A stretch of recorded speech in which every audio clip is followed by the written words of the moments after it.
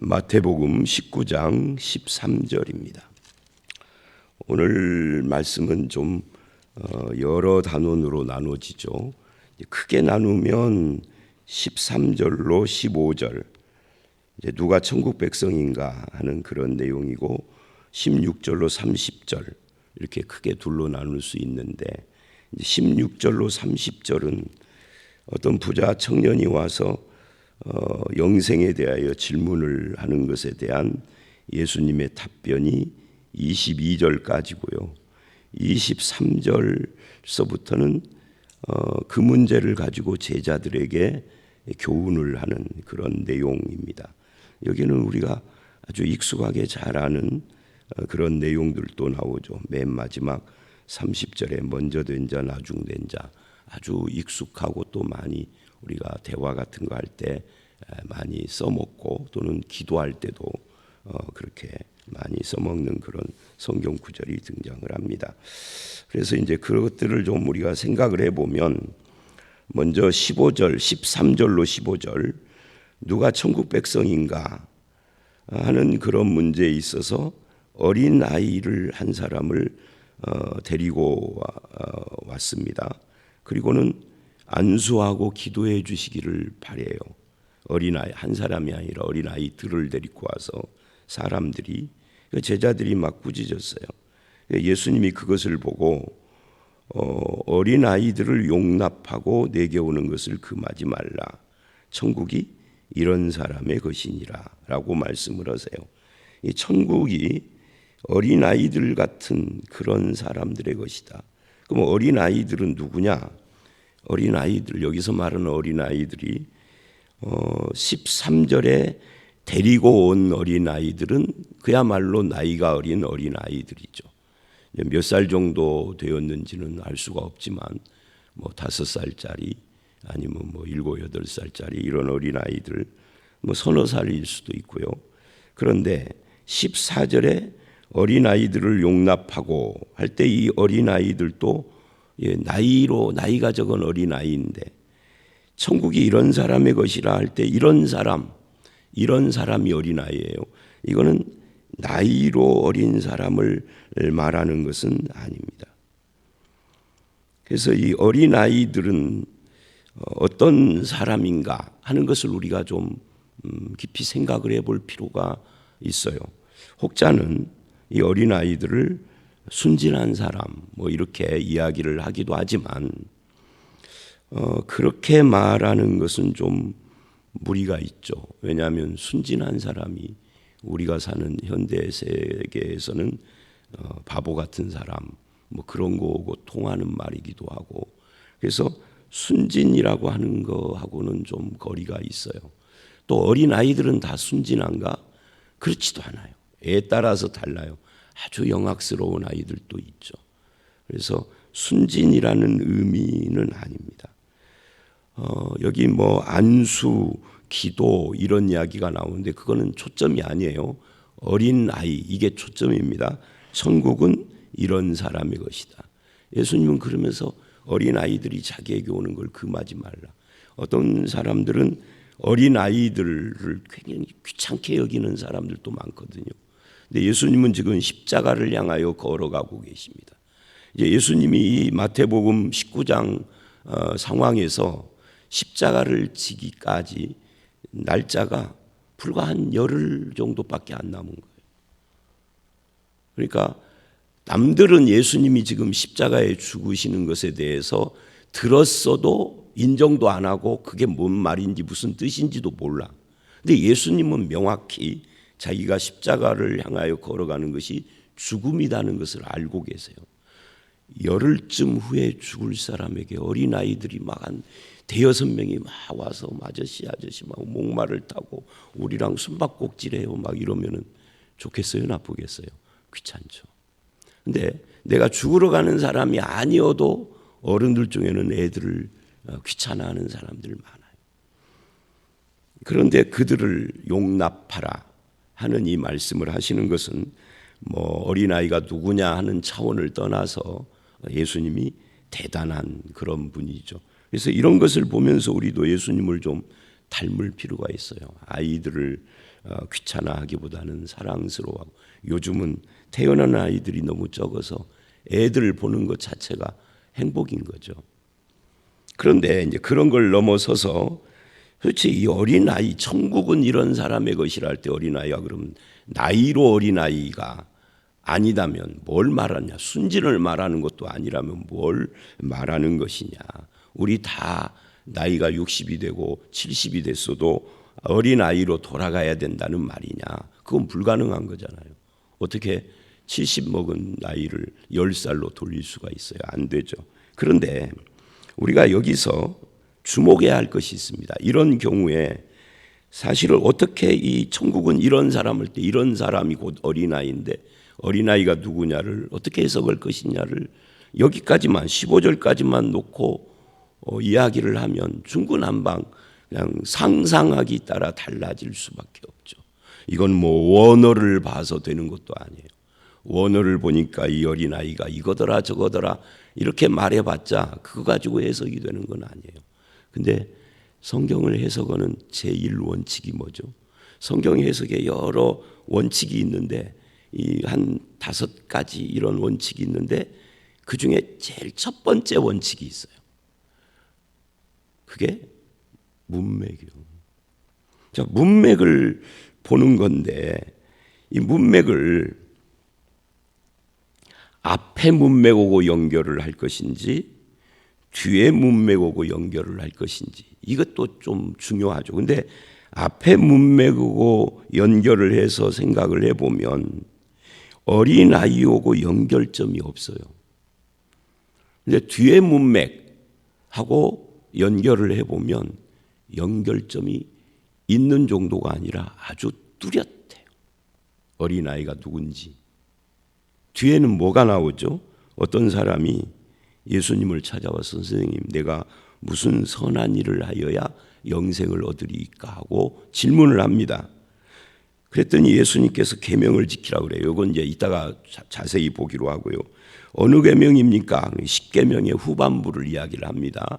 제 6계명서부터 이렇게 쭉. 그랬더니 청년이 뭐라고 그러냐면 20절에 내가 이 모든 것을 지켰는데 아직도 뭐가 부족합니까? 하고 물어요. 근데 사실은 결론을 이야기를 하면 이 사람은 계명을 지킨 것이 아닌데 자기 스스로는 계명을 다 지켰다 이렇게 생각을 하는 사람이에요. 어린아이는 뭐예요? 어린아이는 아무것도 스스로는 할 수 없는 사람이에요. 여러분 어린아이가 하루 정도나 이틀 정도는 뭐 할 수 있겠지만 한 달을 스스로 먹고 살 수 있습니까? 1년을 먹고 살 수 있습니까? 돈 어디서 나서? 쌀은 어디서 나서? 반찬은 뭘로? 옷은 뭘로? 어떻게 살아요? 어린아이라고 하는 것은요 특징이 있어요. 자기 스스로 힘으로는 아무것도 할 수 없는 거예요. 그래서 뭐를 해야 돼요? 누군가에게 의존해야 돼. 그 누군가가 누구죠? 부모죠. 만약에 양친 부모가 다 돌아가셨으면 가까운 친척들도 돌보지 않으면 국가가 무슨 시설을 해서라도 돌봐줘야 돼. 언제까지 돌보죠? 국가에서. 그런 경우에 우리나라의 법이 이게 좀 고쳐져야 되는데 현재로는 만 18살까지 고등학교 3학년까지 그 후로는 퇴소를 해야 돼. 그래서 잘못되는 사람들이 많아요. 사실은 우리나라가 결혼 연령이 길어졌잖아요. 옛날에는 여자들은 22, 3, 4이면 결혼하던 시절이에요. 남자들도 21, 6에서 9 정도면 30 안 넘고 결혼을 했던 시절에는 18살에 최소를 해도 뭐 조금만 한 3, 4년만 여자 같은 경우에는 2, 3년만 지나면 결혼 연령인데 요즘은 뭐 30살이 넘어서도 결혼을 생각을 안 하니까 연령이 넘어졌 요 연령 공백이 심해가지고요. 국가기관에서 퇴소를 하면 애들이 방황해가지고 잘못된 길로 가는 애들이 굉장히 많대요. 국가가 이걸 좀 높여줘야 돼요. 18살로 안 돼요. 제가 보기에는 대학 졸업을 나이쯤인 21, 5까지는 국가에서 부모 없는 아이들을 좀 지원해줘야 할 필요가 있어요. 아니 뭐 그건 그렇고, 그러니까 어린 아이는 뭐라는 거예요? 자기 스스로 힘으로 아무것도 할 수 없는 자들, 그들의 것이다 천국은. 이것이 뭐하고 관계가 있죠? 이게 산상보훈의 팔복의 첫 번째 복하고 관계가 있는 겁니다. 심령이 가난한 자는 천국이 그들의 것이다 할 때 이 마음이 가난하다, 이게 뭐냐면 나는 아무것도 할 수 없는 죄인입니다. 이거 고백하는 거. 하나님 없이는 나는 살 수 없습니다. 그것이 마음이 가난한 상태인 거예요. 마음이 부유한 자는, 부유하다라는 걸 긍정적으로 보면 좋은 건데 긍정적 의미가 아니라 부정적으로 하나님 필요 없는 거예요. 내가 뭐든지 할 수 있어. 이 청년처럼 내가 무슨 선한 일을, 계명을 지켜라. 나 다 지켰는데 뭐가 부족한 거야? 아직도 천국 들어갈 수 없나요? 나 다 지켰는데. 이 사람은 천국 백성이 아닌 거예요. 그래서 결과적으로는 이 청년은 예수를 떠나요. 구원 못 받은 거죠. 그러나 어린아이들은 의존성, 하나님을 의지하고 하나님 없이 난 못 살아요. 예수님 은혜 부어주셔야 제가 살 수 있죠 라고 하는 사람이 천국이 그들의 것이다. 이게 팔복의 첫 번째와 관계되는 것이다. 그런 이야기입니다. 자, 그래서 자동적으로 16절 이하에 내가 무엇을 해야, 무슨 선한 일을 하여야, 이 질문이 잘못된 거죠. 인간은 하나님 앞에서 내가 무엇을 해서 영생을 얻는 존재가 아니에요. 왜죠? 이유가 뭐죠? 죄인이기 때문이죠. 죄인이라는 것은 선한 일을 할 수 있는 사람이 아닌 거예요. 하나님 보시기에. 인간들끼리 저 사람은 착해, 저 사람은 좋은 일 많이 해, 인간들끼리야 도토리 키재기로 그러죠. 그런데 하나님 앞에서는 선한 일을 할 수 있는 사람이 없죠. 죄인은. 그래서 죄인은 어떻게 영생을 얻느냐 하면 이 죄인을 불쌍히 여기소서 하는 사람이 영생 얻는 거예요. 그런데 이 사람은 율법을 다 지켰다고 이제 무슨 선한 일을 해야 합니까? 하고 들이댄 거예요. 예수님께서 대답을 합니다. 17절. 어찌하여 선한 일을 내게 묻느냐? 선한 이는 오직 한 분이시니라. 누구죠? 하나님. 자, 그럼 여기서 이제 문제가 있어요. 뭐가 문제가 있느냐면, 그러면 예수님은 선하지 않다는 이야기냐? 선한 분은 하나님이다. 그러면 예수님은 하나님이 아니라는 이야기냐? 그런 이야기가 아니에요. 자, 이 글이나 말에는 뭐가 있죠?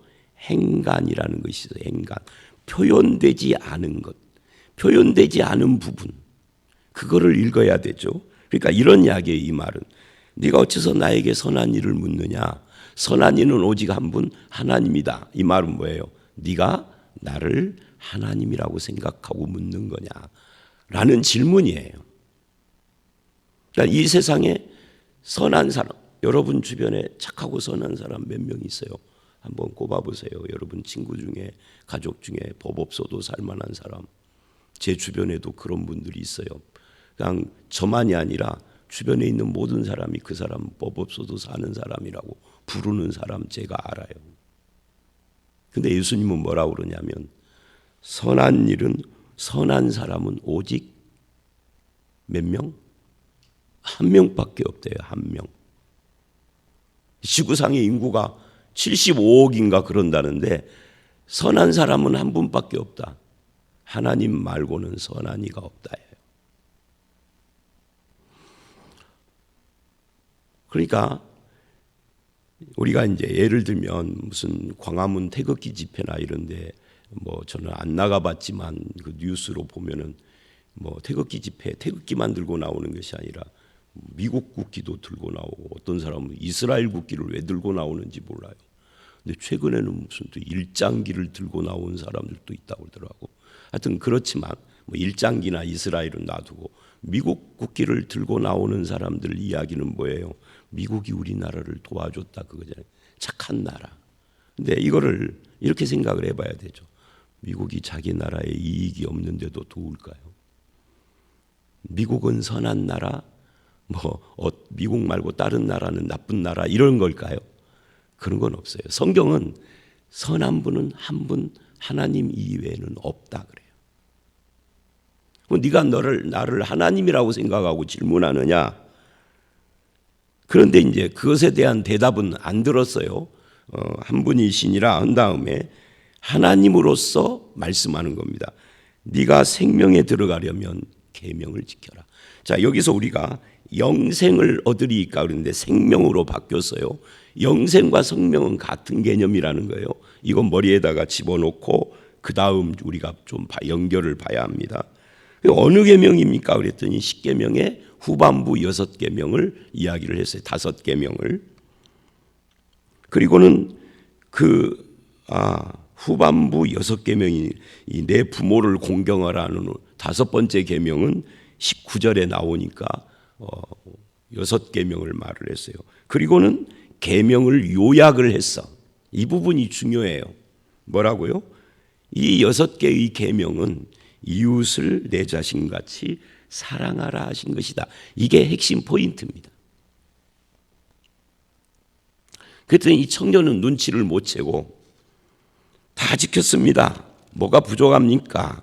라고 물어요. 아직도 부족합니까? 그랬더니 예수님께서 뭐라고 하느냐면 이래요. 네가 온전하고자 할진대 가서 내 소유를 팔아 가난한 자들에게 주라. 그리하면 하늘에서 보화가 내게 있으리라. 그리고 와서 나를 따르라. 영생이 생명으로 보나고 여기서는 하늘의 보화로 바뀌었어요. 나중에 이것이 뭘로 또 바꾸느냐면 25절에 청년이 떠난 뒤에 제자들이 몹시 놀라 이르되 그렇다면 누가 구원을 얻을 수 있으리까? 그러니까 영생, 생명, 하늘의 보화, 구원 이게 쭉 같은 개념으로 나오는 겁니다. 그러니까 집사님 구원 받으셨어요? 그러니까 우리가 예수 믿으세요? 그러면 아멘 그럽니다. 구원 받으셨어요? 그러면 약간 움찔하다가 아멘 그럽니다. 좀 작게. 영생 얻었어요? 그러면은 참 생각을 하고 눈알을 굴리며 대답을 잘 못합니다. 왜요? 이게 사실은 같은 건데 같다라고 생각을 못하니까. 영생 내가 이렇게 나이가 많은데 내가 생각하기에 30년 안짝으로 죽을 것 같은데 그죠? 영생을 어떻게 얻었다라고 말할 수 있어? 죽어봐야 알지. 근데 그게 아니에요. 예수 믿는 거, 구원받은 거, 영생 얻는 거 다 같은 개념입니다. 같은 개념인데 포인트만 바꾼 거예요. 생명으로, 건짐으로 그렇게 바꾼 겁니다. 그러니까 구원이라고 그래요. 그랬더니 이 구원이라고 하는 이것으로 끝난 것이 아니라 나중에 29절을 보면 또 영생을 상속하리라 하고 또 나와요. 다 같은 개념이라는 거예요. 자, 그런데 이제 그거 전에 예수께서 소유를 팔아 가난한 자들에게 주라 그랬어요. 21절에. 이것이 기독교 2000년 역사 속에서 많은 오해를 불러왔어요.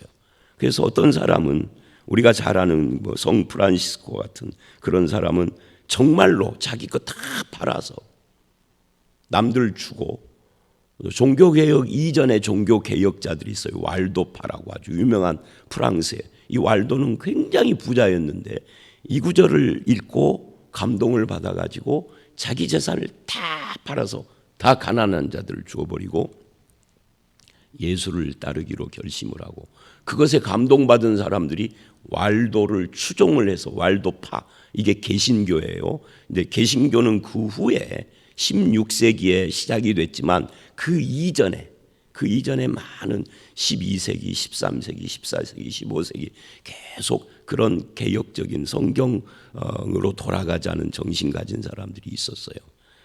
근데 그건 좋긴 좋죠. 나쁘다는 게 아니라 좋은 건데, 근데 이 구절이 네 재산 다 팔아야 된다는 이야기냐 하는 이야기입니다. 그런 이야기가 아니에요. 그러면 이 구절이 왜 나왔느냐 하는 거예요. 이 말은 이거죠. 네가 계명 다 지켰다 그러는데 후반부 6개의 계명의 요약은 아까 나왔잖아요. 이웃을 내 자신같이 사랑하라는 건데 너 계명 지켰다니까 너 부자잖아. 그럼 한번 그거 다 팔아서 정말 계명 지킨 것을 증명해봐. 그 이야기입니다. 말로만 지켰다 그러지 말고 지나가다가 거지한테 동량 한 푼 얹은 거 가지고 계명 지켰다 이러지 말고 그럼 한번 해봐. 예수님은 뭘 목적으로 이 말을 하죠? 할 수 없다 하는 것을 아시고 계명을 지킬 수 없음을 아시고 그거를 그 사람에게 가르쳐 주려고 그러는 거예요. 네가 계명 지켰다 오지만 못 지킨 거야. 그랬더니 그 청년이 22절, 재물이 많음으로 이 말씀을 듣고 근심하며 가니라. 이 재물이 많다라고 하는 크템이라는 말은 재산, 토지 이런 걸 말을 해요. 그러니까 이 사람은 땅이 많은 부자인가 봐요. 그 많은 이걸 어떻게 다 팔아서 남 주고 예수를 따르라고. 예수를 따르는 것이 이제 구원이니까 도저히 그거는 내가 못할 것 같다. 그래서 가버렸어요. 결국은 이 사람은 구원을 못 받은 거죠. 구원받은 자가 아니에요. 구원은 이렇게 받는 것이 아닙니다. 여러분, 그러면 소유를 팔아 가난한 자들에게 주면은 구원받을까요? 예수님은 그것에 대해서 네가 소유를 팔아 가난한 자들에게 주라 그리하면 구원받으리라 않고 하늘에 보화가 있으리라 그래요. 구원이라는 말 않고. 그러니까 그건 구원받는 방법은 아닌 거예요. 예수를 따르라. 이게 이제 구원받는 것이지. 근데 예수를 못 따르죠. 사실은 이때 이 청년이 가장 좋은 반응을 한다라면, 올바른 반응을 한다면 어떻게 해야 될까요? 누가복음 5장 1절로 11절에서 베드로가 했던 것처럼 주여 나는 죄인입니다. 이렇게 고백했어야 돼요. 내가 계명 지킨 줄 알고 교만을 떨었는데 주의 말씀을 듣고 보니 나는 계명을 못 지켰으니까 뭐예요? 죄인이죠. 죄인입니다. 라고 했어야 되는 거예요. 그러면 예수님께서 그래 네 죄를 사하노라 하고 나를 따르라 했을 거예요. 재산 안 팔았는데 예수님의 목적은 가르쳐 주려고 하는 것이 재산 팔으라는 건 아니에요. 예수를 따랐던 12 제자들도 자기 재산 다 팔았을까요? 베드로나 이런 사람들이 그물이나 배를 놔두고 예수를 따랐다 하지만 베드로는 아내도 있었어요. 아내가 있으니 자식도 있을 가능성도 있죠. 그 외에도 바나바나 이런 사람은 예수를 믿고 따랐지만 나중에 사도행전을 보면 재산이 많아서 가난한 교인들에게 밥도 제공도 하고 이런 일들을 해요. 그러니까 사실은 나는 죄인입니다 하고 엎드리면 되는 건데 끝까지 나는 계명 지켰는디 하고 가버렸어. 이게 신앙의 포인트가 뭐냐 하면은 어린아이 같이 되는 거예요. 나는 내 힘으로 아무것도 할 수 없습니다. 나는 죄인입니다. 이런 사람들의 것이다라고 천국은 그렇게 이야기를 했는데 그거에 반대되는 부자 청년이 등장을 한 거죠. 그랬더니 예수님이 23, 4절 부자는 천국에 들어가기가 어려운데 어느 정도냐면 낙타가 바늘귀로 들어가는 것보다 부자가 하나님 나라 들어가는 것보다 쉬우니라. 여러분 보세요. 다시 영생, 생명, 구원 그리고 뭘로 또 바뀌었어요? 하나님 나라로 바뀌었어요. 하나님 나라라는 것도 구원, 영생하고 나란히 같은 범주 안에 있는 거예요. 하나님 나라를 뭐라고도 했어요? 23절은 천국이라고 했어요. 천국, 하나님 나라 같은 거거든요. 그러니까 구원, 예수 믿는 거, 구원, 영생, 하나님 나라, 천국 다 같은 겁니다. 그 포인트가 다른 거지. 천국이라고 했을 때 포인트와 영생이라고 했을 때와 구원이라고 했을 때 포인트가 다르지 넓은 개념으로 같은 거예요. 자, 어쨌든 그러니까 바늘귀로 낙타가 어떻게 들어가요? 말도 안 되는 거지. 바늘귀는 낙타 몸집하고 비교를 하면은 몇만 분의 1도 안, 그보다도 더 작아. 그죠? 불가능한 것을 이야기한 겁니다. 불가능한. 사람은 자기 힘으로 스스로 힘으로 선을 행해서 하나님 나라 들어가는 건 불가능한 겁니다. 내 스스로 힘으로 살 수 없으면은 불가능하면 어떻게 해야 돼요? 부모를 어린 아이들이 의지하듯 하나님을 의지해야 하는 거죠. 그거 예수님이 말한 거예요. 근데 이게 잘 깨닫지 못한 제자들이 깜짝 놀래. 몹시 놀라 이르되 25절. 그렇다면 누가 구원을 얻으세요? 여러분 여기서도 또 묘하죠. 천국 이야기했는데 구원이라고 그래요. 같다는 이야기죠. 그럼 제자들은 왜 이렇게 반응을 했을까? 이렇게 반응하는 이유가 뭐냐면 유대인들은 여러분, 전 세계적으로 유대인들은 돈을 버는데 장사하고 돈을 벌고 돈놀이를 하고 이런 거에 아주 귀재라고 알려져 있죠. 그래서 서양 사람들이 유대인들을 미워해. 이 외국 서양 소설이나 이런 데 보면 유대인들을 미워하는 주민들 이야기가 참 많이 나와. 근데 유대인들은 왜 그렇게 돈을 잘 버냐면 그들이 조상 대대로 이런 사고방식을 대물렸어요. 어떻게 해요? 부자, 누가 부자가 되느냐? 누가 부자가 될까요? 하나님을 믿으니까 저들은 하나님이 축복한 사람이 부자가 된다. 그럼 하나님이 축복해서 부자가 된 사람은 누구냐? 이 사람은 구원받은 사람이에요. 그러니까 부자 이꼴 구원받은 사람인 거죠. 구원 플러스 축복까지 받은 거죠. 그런데 예수님이 부자가 천국 들어가는 것이 낙타가 바늘귀로 들어가는 것보다 더 어렵다고 그러니까 놀란 거예요, 제자들이. 아니, 그러면 누가 구원받아? 이렇게 나온 거예요. 이게 제자들이 놀라는 것이 우리에게는 생소한데 그들의 사고, 그 민족의 사고 방식으로는 이게 당연한 거예요. 부자는 구원받은 사람인데 하나님이 축복했으니까. 예수님은 그거 아니다 그러는 겁니다. 그러면서 뭐라고 하느냐면 예수님이 이래요. 구원은 누가 받느냐? 26절. 사람으로는 사람은 할 수 없습니다. 할 수 없으니까 의존해야 되죠. 의존. 어린아이가 바로 그 이야기예요. 근데 누가 해요? 하나님으로는 다 할 수 있다. 다. 이게 뭐죠? 부자도 낙타가 바늘귀로 들어가는 것보다 어려운데 부자가 천국 가는 거. 그 부자도 하나님은 구원할 수 있어. 가난한 자는 가난한 것 자체로 구원받았을까요? 아니요. 가난한 자도 구원은 하나님이 하시고 부자도 구원은 하나님이 하시는 거예요. 사람이 하는 것이 아니다. 그러니까 이걸 우리식으로 표현하면 구원은 하나님의 은혜의 선물이라는 거죠. 그러니까 선물로 주시는 하나님을 의지하는 거예요. 어린아이처럼. 그런데 이 부자 청년은 내가 무엇을 해서 구원을 쟁취하는 것처럼 잘못 생각한 거예요. 철야 기도를 1년 내내 하면 구원받을까요? 100일 기도를 1년에 3번씩 하면은 365일인데 100일 기도니까 1년 내내 하는 거죠. 100일 기도를 3번씩 하면은 구원받을까요? 천만에 만만의 공덕이에요. 예배당을 곳곳에다가 시골에다가 교회당 없는 데다 교회당 지어주면 구원받을까요? 아니요.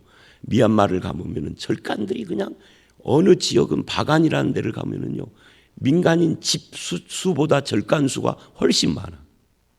왜 그렇게 하느냐? 국가에서 지은 것도 있지만 옛날에 고대 개인들이 절간을 하나 지으면은 뭔가 이루어지는 걸로 알아서 지금도 짓고 있더라고. 지금도 저건 개인이 짓는 거래. 저렇게 지으면 뭐가 이루어진다고. 그거는 기독교 밖에 다른 종교들이 주장하는 거예요. 인간이 뭐를 하면 뭐가 이루어진다. 성경은 그걸 뒤집은 거예요. 인간이 뭐를 해서 이루어지는 건 없다. 하나님이 하시는 것이다. 특히 구원은 하나님이 주시는 은혜의 선물이다. 어린아이처럼 의존해야 된다. 그랬더니 베드로가 참 재밌는 사람이에요. 우리는 모든 것을 버리고 주를 따랐습니다. 저 청년은 못 버려서 못 따르고 가버렸고 구원에서 제외돼 버렸는데 우리는 모든 것을 버리고 따랐습니다. 무엇을 얻을 수 있으리까? 이래요. 이 베드로의 이 사고방식이 우리들하고 비슷해요. 아직도 무엇을 해서 무엇을 얻는다는 사고방식을 못 버렸어요. 그랬더니 28절 이하에 세상이 새롭게 되어 인자가 자기 영광의 보좌에 앉을 때 그때 너희도 12보좌에 앉아서 12지파를 심판하리라. 그러니까 예수님이 왕이 될 때 너희도 왕 노릇할 것이다. 그리고 내 이름을 위하여 집을 버리고 형제를 버리고 자매, 부모, 자식, 전토를 버린 자마다 여러 배를 받고 영생을 상속하리라. 근데 여러분 보세요. 이건 제가 자주 했던 말이죠. 집이나 형제나 자매를 버렸는데 여러 배, 집을 한 채 바쳤더니 10채를 주셔. 아멘이죠. 형제 자매를 내가 주님을 위하여서 포기했더니 하나님이 형제 자매를 열을 줬어요. 그거는 조금 보류. 아멘 보류. 부모를 우리 양친 부모를 내려놓고 예수를 따랐더니 부모를 10명 줬어. 이거는 보류가 아니라 노멘. 그죠? 친부모도 안 보시려고 그러는데 부모가 열이야. 그럼 이게 도대체 뭐예요? 뭔 말이에요 이게?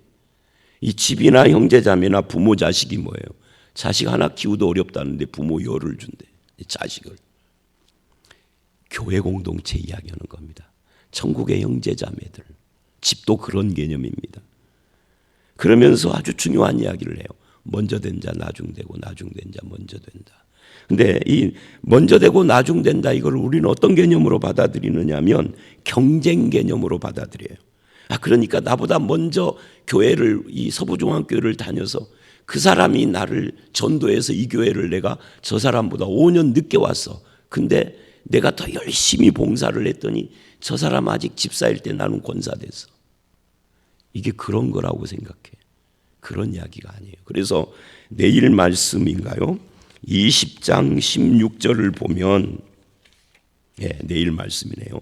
이제 내일은 제가 주일이라 설교를 하죠.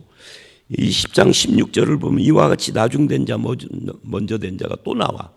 그리고 그 사이에 1절로 15절에 포도원 품꾼 비유가 나오는데 이 포도원 품꾼 비유의 핵심이 뭐예요? 다 똑같이 한 데나리온씩 주는 거예요. 이게 천국이다 그래요. 천국은 평등입니다. 경쟁 개념이 아닙니다. 먼저 되고 나중되고의 이야기 아닙니다. 그러니까 먼저 된 자가 나중되고 나중된 자가 제 손을 보십시오.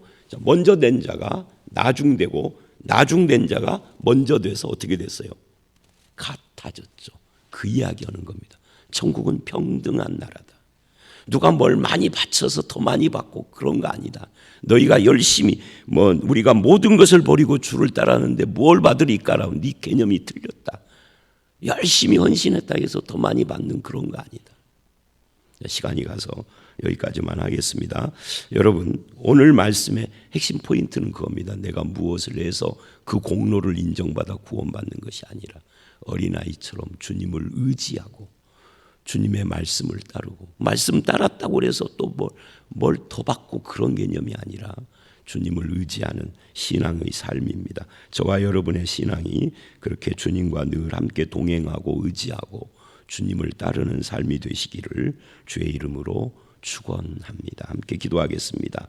하나님, 천국은 이런 자의 것이다 라고 말하며 어린 아이가 부모를 의지하듯 아버지 하나님, 부자 청년이 무엇을 해서 어떤 선한 일을 해서 영생과 구원을 얻는다고 착각하는 우리들의 그 착각을 아버지 하나님 내려놓게 하시고 오직 주님을 의지하고 은혜의 선물로 주시는 은혜의 구원을 받아들이는 것임을 가르쳐 주셨습니다. 천국을 위하여서 모든 것을 버리고 헌신을 한 사람이 있을지라도 그렇게 주의 복음과 그 나라를 위하여 살 수 있음이 축복인 것을 깨닫고 고백하는 우리들이 되게 하여 주시옵소서. 우리의 남은 인생이 주님을 따르고 주님이 주신 은혜의 선물을 누리며 하나님 영광을 위하여 살기를 간절히 바라올 때 예수님 이름으로 기도드려 싸움나이다. 아멘.